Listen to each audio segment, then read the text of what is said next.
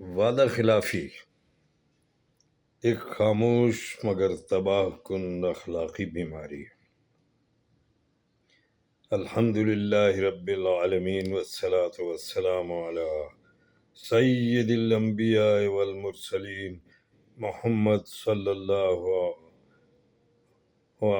اللہ علیہ وسلم وعلی آلہ واصحابہ اجمعین۔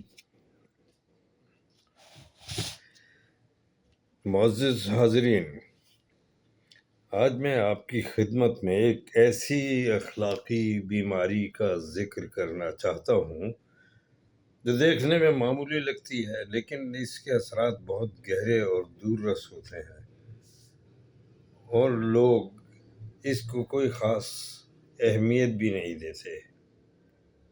یہ بیماری ہے وعدہ خلافی کی۔ اگر میں مسلمانوں کو اس بات کا احساس دلاؤں کہ ہر جمعے کے خطبے کے دوران اس حدیث کا ذکر کیا جاتا ہے کہ جو بد عہد ہوتا ہے اس کا کوئی دین نہیں ہے، یعنی یہ مفہوم ہے، یعنی وہ شخص دیکھا جائے تو نہ تو وہ عیسائی ہے، نہ وہ ہندو ہے، نہ وہ یہودی ہے، وہ کچھ بھی نہیں ہے، وہ مسٹر زیرو ہے۔ تو کسی قوم کی طاقت صرف اس کے وسائل، عمارتوں یا ترقی سے نہیں ناپی جاتی، بلکہ اس کے لوگوں کے کردار سے ناپی جاتی ہے۔ اور کردار کی ایک روشن علامت یہ ہے کہ انسان اپنے وعدے کا پاس رکھے۔ ذرا سوچئے، اگر ایک باپ اپنے بچوں سے ہر روز وعدہ کرے اور ہر روز اسے توڑ دے تو بچوں کے دل میں اس کی بات کی کیا قدر باقی رہ جائے گی؟ اگر ایک استاد اپنے شاگردوں سے وعدہ کرے مگر اسے پورا نہ کرے تو شاگردوں کے دل میں اس کا احترام کیسے قائم رہے گا؟ اگر ایک تاجر وعدہ کرے کہ وہ خالص مال دے گا مگر ملاوٹ کرے تو تجارت سے اعتماد اٹھ جاتا ہے۔ اگر دوست ایک دوسرے سے وعدہ کرتے رہیں اور نبھائیں نہیں تو دوستی زیادہ دیر قائم نہیں رہ سکتی، یا قائم رہ بھی گئی تو ایسی دوستی سے کیا حاصل؟ گویا وعدہ خلافی صرف ایک عادت نہیں بلکہ اعتماد کا قتل ہے۔ قرآن کریم نہایت واضح انداز میں ارشاد فرماتا ہے، اور عہد کو پورا کرو، بے شک عہد کے بارے میں پوچھا جائے گا۔ یہ سورہ بنی اسرائیل آیت نمبر 34 ہے۔ یہ آیت ہمیں بتاتی ہے کہ قیامت کے دن صرف نماز، روزہ اور زکوٰۃ ہی نہیں بلکہ ہمارے وعدوں کے بارے میں بھی سوال ہوگا۔ رسول اللہ صلی اللہ علیہ وسلم نے فرمایا، منافق کی 3 نشانیاں ہیں: جب بات کرے تو جھوٹ بولے، جب وعدہ کرے تو خلاف ورزی کرے، اور جب اس کے پاس امانت رکھی جائے تو خیانت کرے۔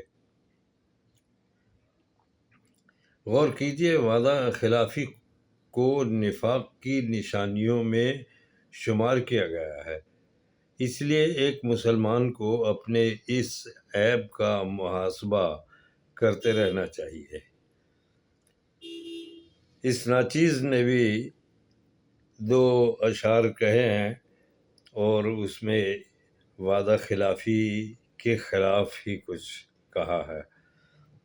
تو عرض کیا ہے کہ جو کہتے ہو اگر کرتے نہیں ہو تو پھر بس چپ رہو، کہتے بھی کیوں ہو؟ نہ ہو جس کا بھروسہ ہے وہ گھٹیا، تو گھٹیا پن سے پھر بچتے نہیں ہو، تو گھٹیا پن سے کیوں بچتے نہیں ہو؟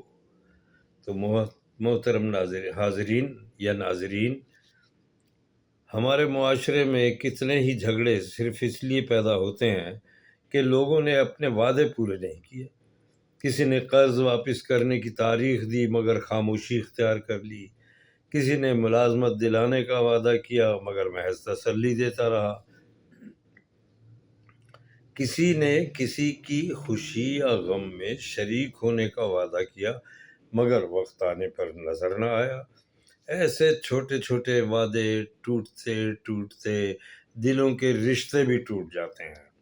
لیکن ہمیں ایک بات ہمیشہ یاد رکھنی چاہیے، اسلام یہ نہیں کہتا کہ انسان ہر حال میں ہر وعدہ پورا کر ہی لے، خواہ حالات بدل جائیں۔ اگر کسی نے سچے ارادے سے وعدہ کیا لیکن بیماری، حادثے، مالی تنگی یا کسی اور حقیقی مجبوری کی وجہ سے وعدہ پورا نہ کر سکے تو وہ جان بوجھ کر وعدہ توڑنے والوں میں شامل نہیں۔ البتہ یہ نہایت ضروری ہے کہ فوراً معذرت کرے، حقیقت بیان کرے اور وعدہ پورا کرنے کی بھرپور کوشش بھی کرے۔ اس کے برعکس جو شخص پہلے ہی جانتا ہو کہ وہ وعدہ پورا نہیں کرے گا پھر بھی لوگوں کو خوش کرنے یا اپنا مطلب نکالنے کے لیے وعدے کرتا رہے، وہ نہ صرف لوگوں کو دھوکہ دیتا ہے بلکہ اپنے کردار کو بھی نقصان پہنچاتا ہے۔ آئیے ہم اپنی زندگی کا جائزہ لیں۔ کیا ہم اپنے بچوں سے کیے گئے وعدے پورے کرتے ہیں؟ کیا ہم اپنی بیوی، شوہر، بہن، بھائیوں اور دوستوں سے کیے گئے وعدوں کا خیال رکھتے ہیں؟ کیا ہم وقت پر پہنچنے کا وعدہ نبھاتے ہیں؟ کیا ہم اپنے کاروباری وعدوں کی پابندی کرتے ہیں؟ اور اگر جواب نفی میں ہے تو آج ہی اصلاح کا آغاز کرنا چاہیے۔ وعدہ کم کیجیے لیکن جو کیجیے اسے ضرور پورا کیجیے۔ ایسا انسان شاید زیادہ باتیں نہ کرے لیکن لوگ اس کی ایک بات پر بھی یقین کرتے ہیں۔ یہی ایک مسلمان کی اصل پہچان ہے۔ آخر میں آئیے ہم سب اللہ تعالیٰ کے حضور یہ دعا کریں، اے اللہ ہمارے دلوں کو سچائی سے بھر دے، ہماری زبانوں کو جھوٹ سے محفوظ فرما، ہمیں وعدوں کا پابند بنا اور ایسا کردار عطا فرما کہ لوگ ہم پر اعتماد کر سکیں، ہمیں دنیا میں عزت اور آخرت میں کامیابی نصیب فرما۔ آمین یا رب العالمین۔ وآخر الدعوانا ان الحمد للہ رب العالمین۔ شکریہ۔